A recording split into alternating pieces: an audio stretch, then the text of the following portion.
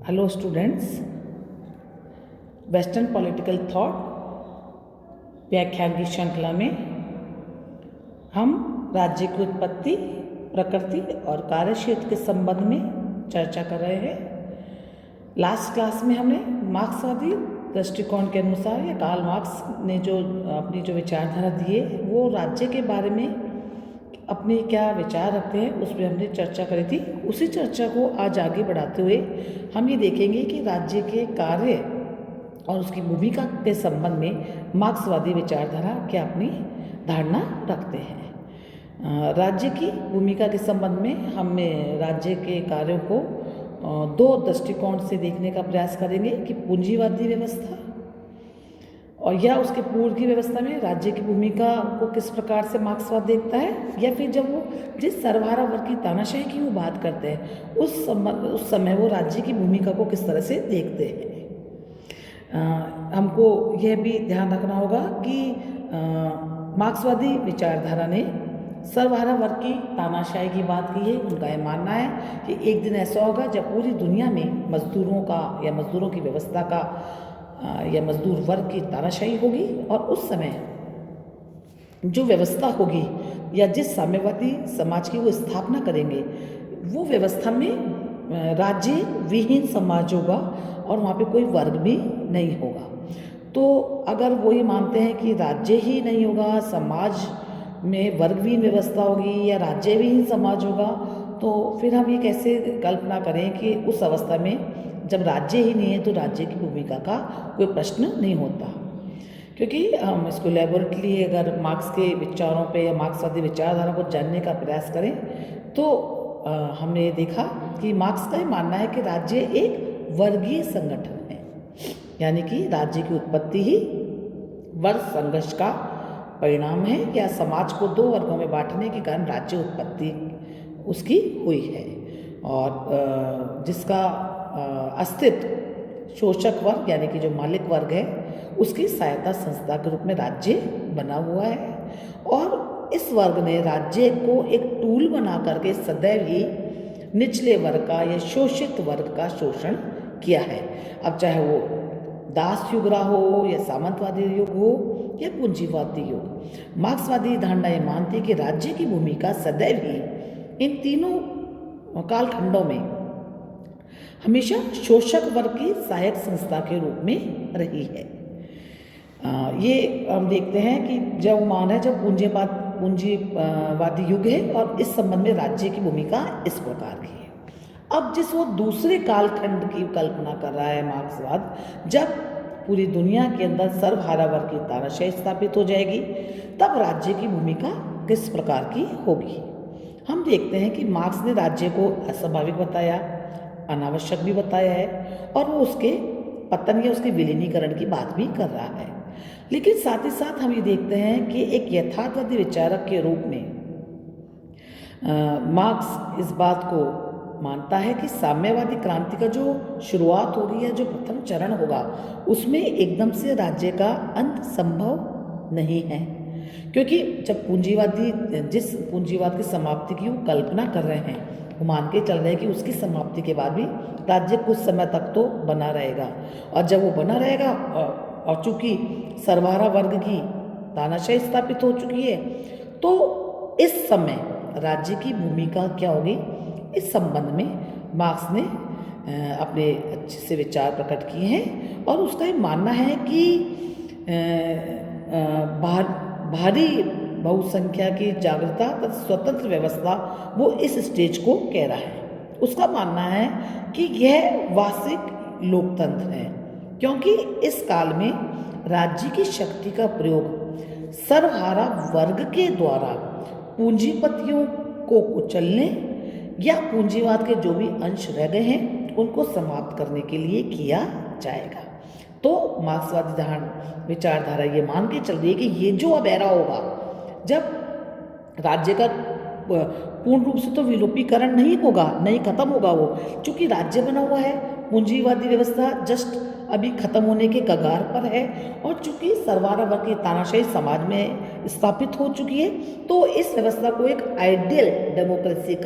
की व्यवस्था या टाइम कह रहा है, जहाँ राज्य अब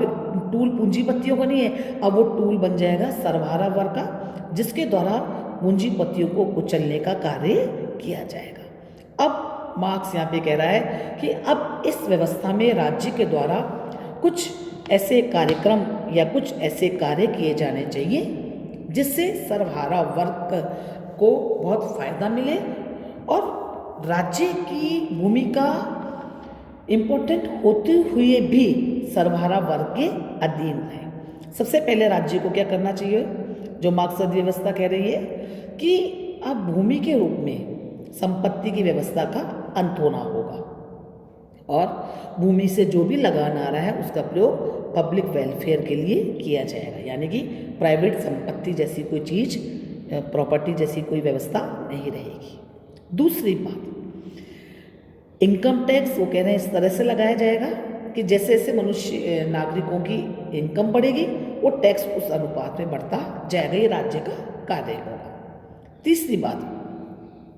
उत्तराधिकार की प्रथा बिल्कुल समाप्त कर दी जाए। अगर कोई व्यक्ति अपनी संपत्ति छोड़ करके या वो अपने जीवन काल, तो वो अपने उसको आगे उसको नहीं देगा, बल्कि वो राज्य के द्वारा उसका अधिग्रहण कर लिया जाएगा।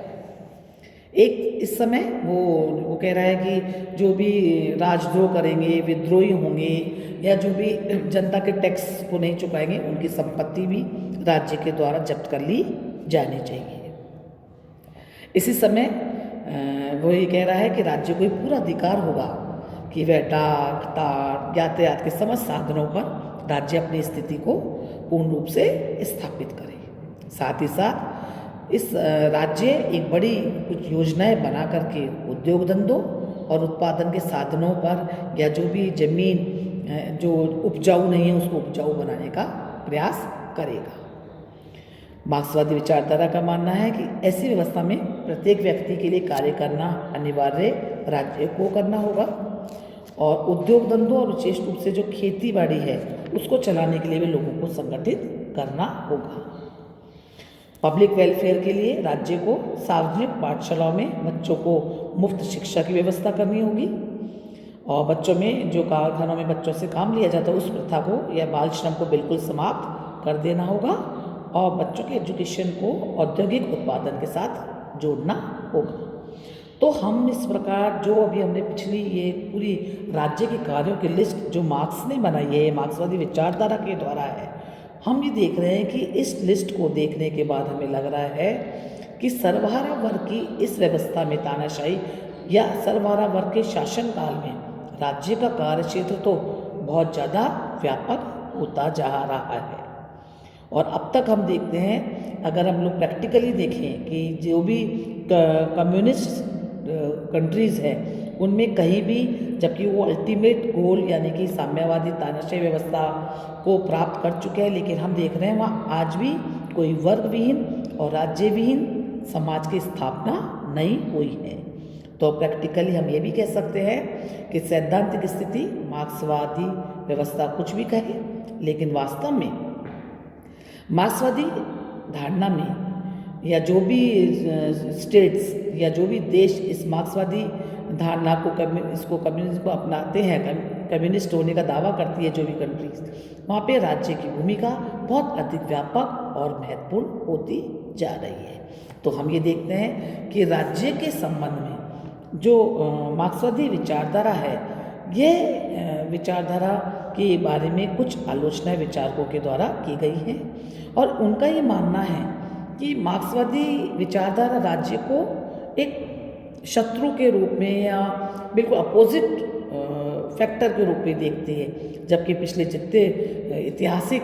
अगर हम अवलोकन करते हैं, स्थितियों में जाते हैं, तो हम देखते हैं कि जो राज्य की भूमिका है वो दिन प्रतिदिन हमारे जीवन के अंदर बढ़ती जा रही है और राज्य बढ़ चढ़ कर के नागरिकों के लिए कार्य करने की स्थिति के अंदर है और वेलफेयर स्टेट के रूप में हम देखते हैं राज्य की भूमिका दिन प्रतिदिन बढ़ती जा रही है। तो वर्तमान समय में जो लोक कल्याणकारी राज्य का जो कॉन्सेप्ट है उसको अगर हम देखें तो हमें राज्य शत्रु न होकर के मित्र दिखाई देता है। मार्क्सवादी धारणा में हम एक बात और देखते हैं कि उन्होंने सोचा था कि एक निश्चित समय आएगा और राज्यों का पतन हो जाएगा, लेकिन वास्तव में हम देखें कि राज्य एक शाश्वत संस्था है और उसके विनाश या उसके विलोपन की कोई संभावना हमको नज़र नहीं आ रही है। प्रैक्टिकली हम देखें तो 1917 में सोवियत रूस में बुर्जुआ वर्ग स्थापित हुआ था और हम देखते हैं कि धीरे धीरे वो वहाँ पे व्यवस्था समाप्त हो गई और हम वहाँ देखते हैं कि वहाँ राज्य कमज़ोर होने की बजाय, इस पूरे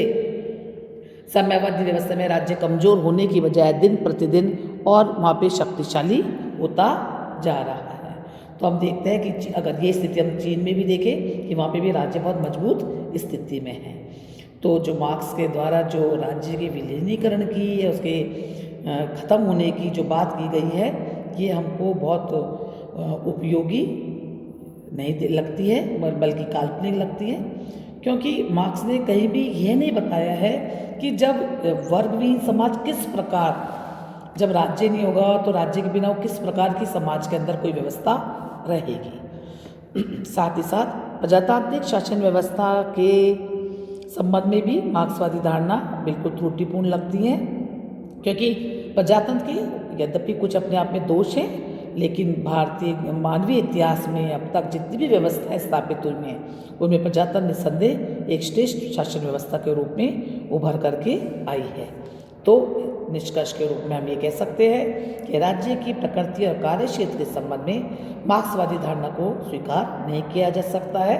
हाँ, ये ठीक है कि मार्क्सवाद एक बहुत अच्छी एक उपयोगी विचारधारा है, लेकिन उसकी जो कपोल कल्पित जो भविष्यवाणियाँ थी वो कहीं भी सत्य स्थापित नहीं कर पाई है। Thank you.